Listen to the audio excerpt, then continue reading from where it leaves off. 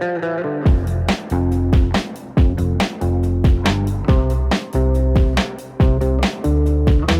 you've been using an iPhone 17 Pro or Pro Max like a normal person, flip a few switches and you can turn it into an entirely different phone. Better camera controls, smarter battery behavior, and call screening that basically stops spam. So first, one survival tip before we jump in. In settings, use search. It turns a 5-minute scavenger hunt into 10 seconds of it was right there. I'll start with the biggest one that fixes spam calls, because on a daily basis, I'm getting calls from Google saying they want to reset my password. I even get a few calls from Apple, extended warranty garbage, all of that. And if you ignore unknown numbers, because they're usually just spam, you've also missed something important because it wasn't in your contacts, or that person was in your contacts. This is the setting. So go to settings, then apps, then phone, then screen unknown callers, and look for the option to screen the call and ask for a reason. When it's on, your phone basically answers kind of on your behalf like an assistant, asks who they are and why they're calling, and then transcribes the answer for you so you can decide if you want to pick it up. If you don't see that option, use settings and then go to the search and search for unknown callers and start there.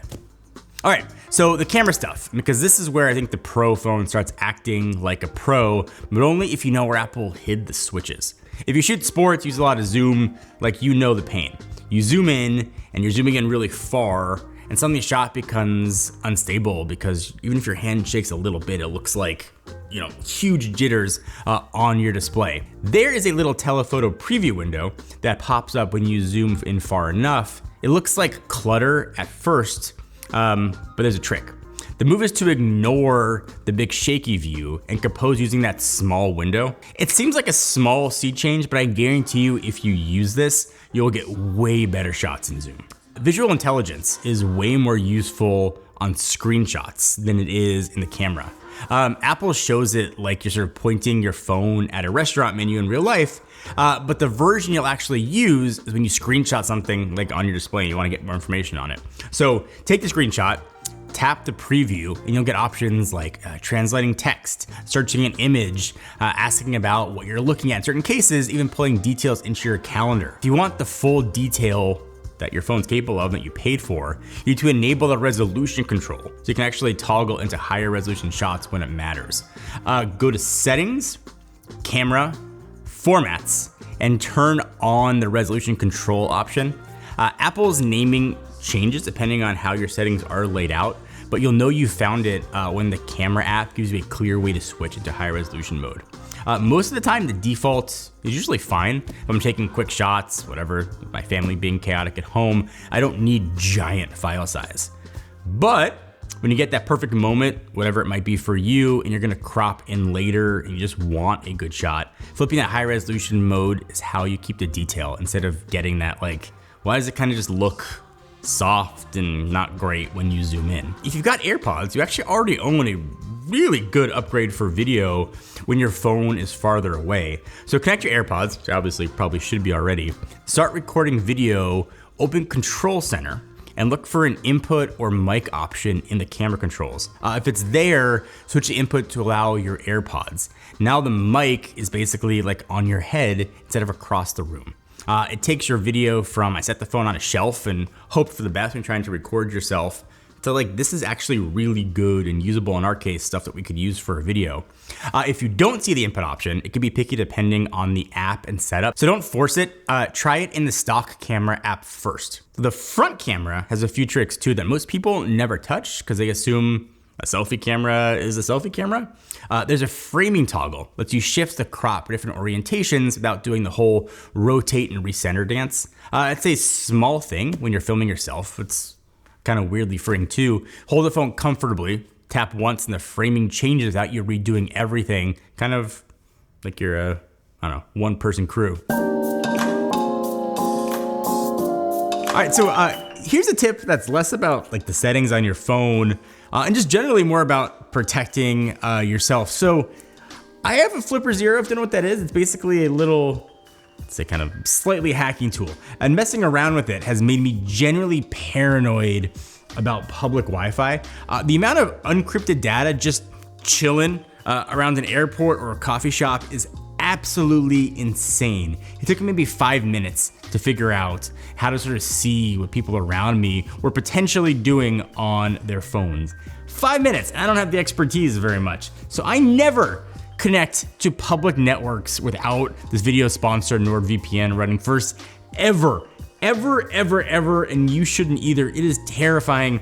One tap and everything is encrypted, just done. I keep it on when I travel because nothing's more annoying than paying for streaming services and then getting blocked from your own stuff because you're in a different country.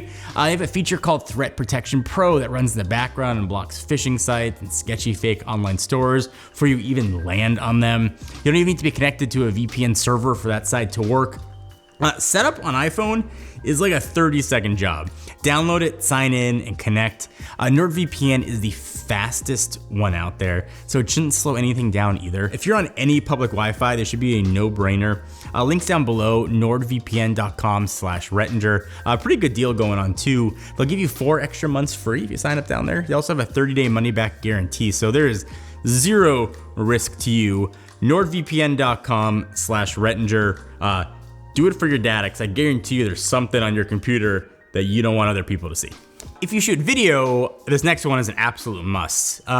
Lock white balance. If you ever watched your footage and noticed the color randomly drifts mid-clip, that's auto white balance, constantly adjusting things as the image moves around.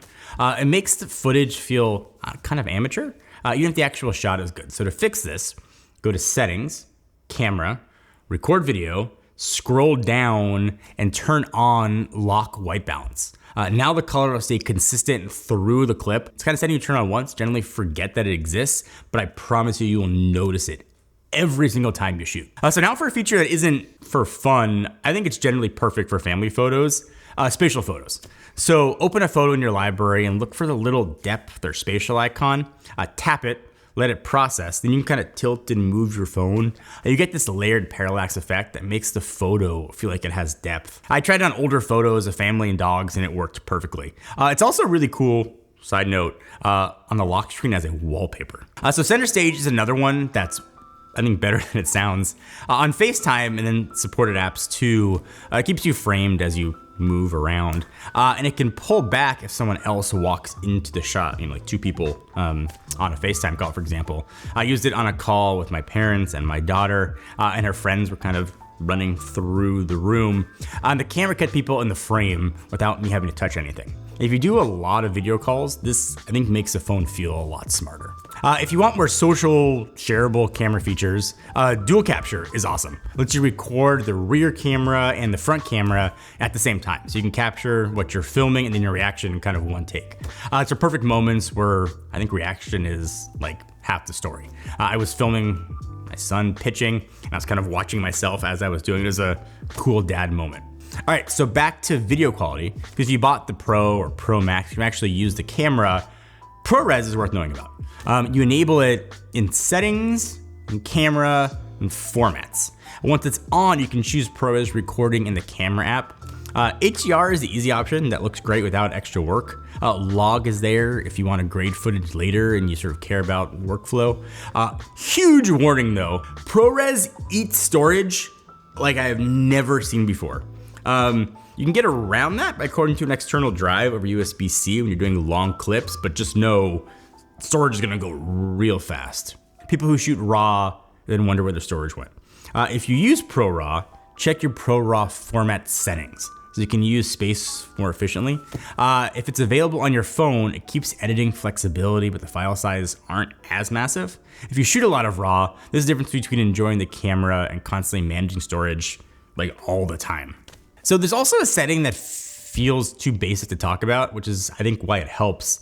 Lens cleaning hints. If your photos starting to look hazy or soft or happens out of the blue, it's sometimes because your lens is smudged. Especially your phone spends a lot of time around kids or dogs or pockets or purses that contains a lot of lint.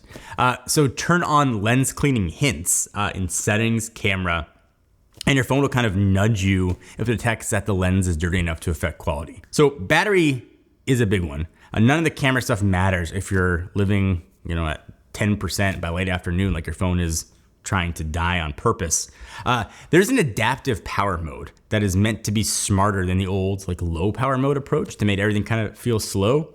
So go to settings, battery, power mode, and make sure adaptive power is enabled. And the idea here is simple. It makes small adjustments based on how you use your phone, so you can stretch your battery life without the phone feeling like it's suddenly struggling.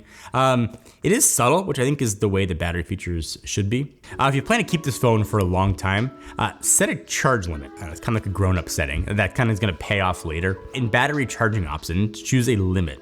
I could say recommend 90%. The phone will stop charging at that limit, which can help long-term battery health. So here's kind of a fun one if you have your phone on Ring, custom ringtones.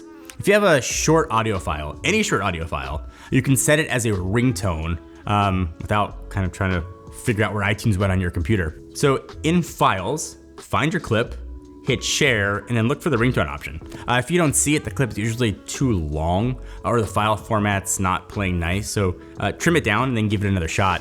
So your phone's got an action button, make it useful. The default assignments are fine, but the power move, I think, is in MapMate. That's something you actually use every day. So for me, opening Control Center is a practical use because reaching into the top corner on a big phone feels like a thumb flexibility test. Create a shortcut that shows Control Center, then assign that shortcut to the action button in settings. Now one press brings it down instantly. And this is sort of a big thing. You can assign any shortcut to that button. So anything that you use all the time, this is a really good shortcut to do it. I still wish Apple would let me do things like double press or long press or to open different things, but as it is right now, it does help. So lock screen customization can be more than just like cosmetic too. If you use always on display, resizing the clock makes a phone, I think, generally more useful. So to do this, and this is surprisingly not intuitive, you press and hold your lock screen, tap customize, and adjust the clock size so it's easier to see. I made mine big enough I could read it from across the studio without picking up the phone. It's not flashy, it's just practical, which is kind of the theme here. But a caveat, if you have widgets below your time, you can't have those if you do make the font big, so you can gauge a trade-off. Camera control for a second. I don't use it much, but if you like the idea of it, but it feels like it's doing too much for you, you can simplify it so it behaves the way that you want. So in settings, camera, and then camera control, look for customization options and sort of turn off the adjustments that you never use. If all you want is like quick zoom control, make it mostly zoom. Also, while you're there, check the camera control settings and accessibility. You keep triggering accidentally or you want it to sort of feel firmer and less sensitive. Once you dial it in, it stops, I don't know, it's kind of feeling fiddly and then acting more like a tool. I still don't use it, but if you do, there's some options for you. If you get headaches or eye strain at night on your phone, there's a setting called Display Pulse Smoothing.